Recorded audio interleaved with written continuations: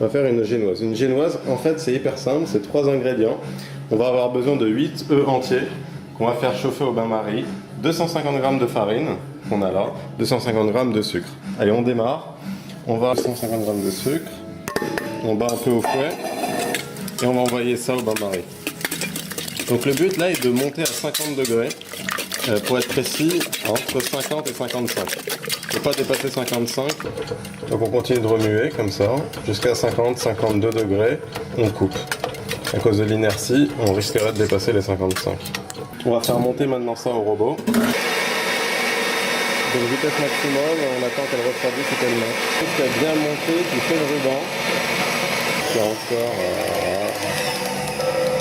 on va pouvoir incorporer notre farine.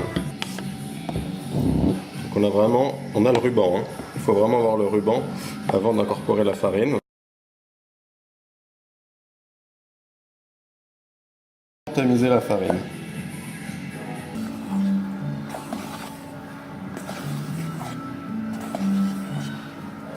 Alors, une des stratégies, c'est pour bien incorporer la farine, c'est de pencher le bol.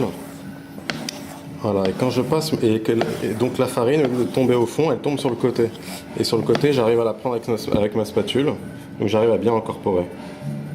Hop, je remonte, donc sur le côté. Donc la farine tombe, et donc quand je passe sur les bords, je la récupère. Et on a presque fini.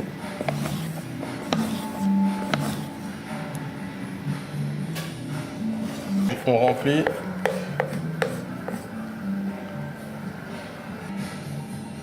Et on enfourne à 200 degrés pendant un petit quart d'heure, on surveille la cuisson. On voit la quantité, get closer, let's closer look. Mais on voit la quantité, on en a rempli la moitié, ouais, très peu, hein. On est à un tiers et ici une moitié. Bon, évidemment, mais vous voyez comment ça gonfle. Hein. Hop. Voilà. Donc après quelques minutes où ça commence à sentir, on peut ouvrir le four, tester la cuisson. Voilà, on a quelque chose, on a la pâte qui est cuite. J'étais un peu violent là-dessus. On peut sortir. Alors avant de démouler notre génoise, on va attendre quelques minutes qu'elle refroidisse pour pouvoir la démouler facilement. Alors on laisse comme ça sur le grill, le temps de sécher. Donc important de bien chemiser. C'est pas bien chemisé, vous voyez la génoise c'est hyper fin. Ça se fait arracher. On voit que c'est hyper fin, ça se fait arracher. Donc bien chemiser. Et surtout, on laisse sécher la génoise sur une grille. Dès qu'elle est froide, on peut la couper. Surtout pas avant, on la déchire. Les astuces irratables.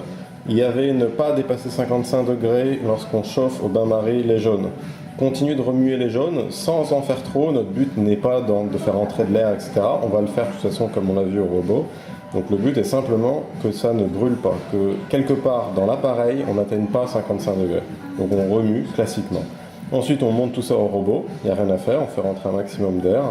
Et une fois que l'appareil est retiédi, on incorpore la farine. Et si vous voulez incorporer du beurre à la fin, c'est du beurre liquide uniquement à température ambiante. Pareil, on respecte la température tiède. Qu'est-ce qu'on peut faire avec cette génoise? Eh ben un fraisier. On peut faire une charlotte, on peut improviser un tiramisu, par exemple, en l'imbibant. Pour la découper, il faut mettre des petits tasseaux, de la hauteur que vous voulez. Typiquement, ça peut être une spatule, comme ça. Par exemple, si vous voulez la couper et en faire une ligne, vous mettez 2 tasseaux, comme ça, des 2 côtés. Comme ça. Donc si vous voulez la couper, vous mettez 2 tasseaux, bon, évidemment en dehors de la grille, hein, et vous coupez en suivant ces tasseaux. Vous voyez, comme ça.